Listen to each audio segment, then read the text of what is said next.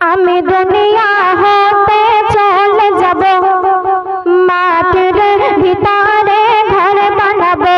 আমি দুনিয়া হতে চলে যাব, মাটির ভিতরে ঘর বানাবো। আমি নবীর প্রেমেতে ঘুমিয়ে যাব, আমি নবীর প্রেমেতে ঘুমিয়ে যাব। মৃদু শান্তি সুধাই জীবন কাটাবো। আমি দুনিয়া হতে চলে যাব, মাটির ভিতরে ঘর বানাবো। আমি দুনিয়া হতে চলে যাব, মাটির ভিতরে ঘর বানাবো। সেই কবরের মধ্যে আমাদের সঙ্গে কি কি ঘটনা ঘটবে কবি ছন্দের মাধ্যমে লিখছে, শুনুন। কবরে আছে দুই ফেরেশতা, তারা চিনিয়ে দেবে আমায় রাস্তা। তারা বসিয়ে আমাকে যত্ন করে দেবে খেতে আমাকে জান্নাতি নাস্তা। দেখে তখন আমার মনে ভরে যাবে, দেখে তখন আমার মনে ভরে যাবে।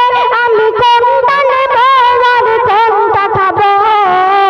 আমি দুনিয়া হতে চলে যাব, মাটির ভিতরে ঘর বানাবো।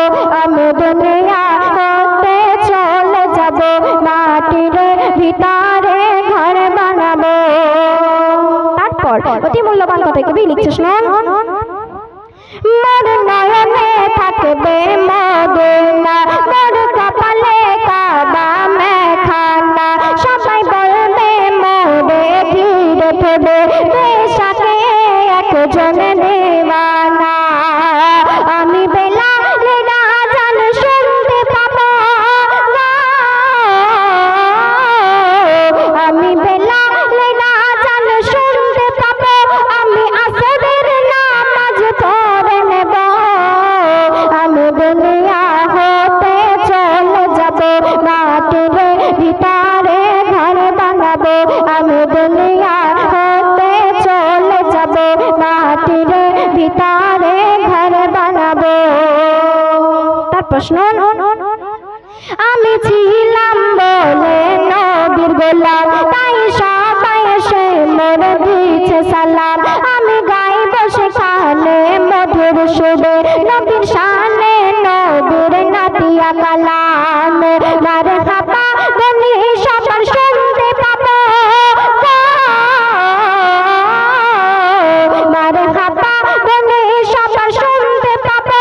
আমি নবীর প্রেমে মশগুল হব। আমি দুনিয়া হতে চলে যাব, মাটির ভিতরে ঘর বানাবো। আমি দুনিয়া হতে চলে যাব, মাটির ভিতরে ঘর বানাবো। শেষ ছন্দে কবির নাম শুনুন। এসে এম নজরুল তাই দুনিয়া ভুলে, তাকে এলো যেতে চাই আমি চলে। আমি সোনা দানাকে তুচ্ছ করে চাই পারি দিতে আমি সকলে। জানি আসল ঠিকানায় পৌঁছে যাব,